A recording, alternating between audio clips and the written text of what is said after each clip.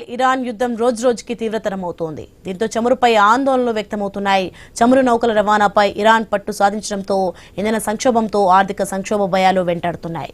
ఈ నేపథ్యంలో బలప్రయోగం ద్వారా హర్ముజ్ జలసంధిని తెరిపించడానికి అమెరికా అధ్యక్షుడు ట్రంప్ విశ్వ ప్రయత్నాలు చేస్తున్నారు. అయితే యుద్ధ నౌకలను పంపేందుకు మిత్ర దేశాలతో పాటు చైనా ససేమరా అంటున్నాయి. ఆ యుద్ధంతో నాటోకు సంబంధం లేదని ఐరోపా దేశాలు తెగేసి చెప్పాయి. మరోవైపు ఇరాన్, లెబనాన్లపై ఇజ్రాయెల్, అమెరికా దాడులను కొనసాగించాయి.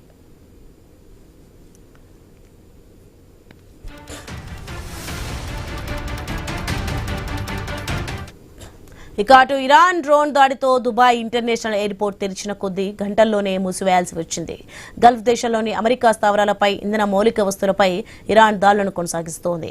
పశ్చిమాసియాలో సైనిక చర్యను వెంటనే నిలిపివేయాలని అమెరికా, ఇజ్రాయెల్ను చైనా కోరింది. హర్ముజ్ను తెరిపించడానికి చైనా సహా పలు దేశాలు యుద్ధ నౌకలను పంపాలని ట్రంప్ కోరిన నేపథ్యంలో ఆ దేశం స్పందించింది.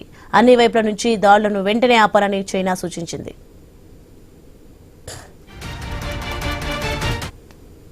ఇక అటు పశ్చిమాసియా సముద్ర జలాల మీదుగా రాకపోకలు సాగించే ఆయిల్ ట్యాంకర్లు, నౌకలకు భద్రత కల్పించేందుకు నౌకాదళాన్ని పంపే ఆలోచన లేదని జపాన్ ప్రధాని సనాయి తకాయించి పార్లమెంట్ నివేదికగా తెలిపారు.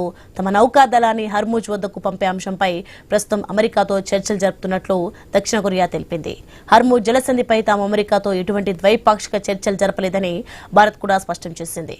ఇక మరోవైపు చర్చల ద్వారా యుద్ధానికి ముగింపు పలికే ప్రసక్తే లేదని ఇరాన్ విదేశాంగ శాఖ మంత్రి అబ్బాస్ అరాగ్చి స్పష్టం చేశారు. తమ దేశం కాల్పుల విరమణను గాని చర్చలను గాని కోరుకోవడం లేదని పేర్కొన్నారు.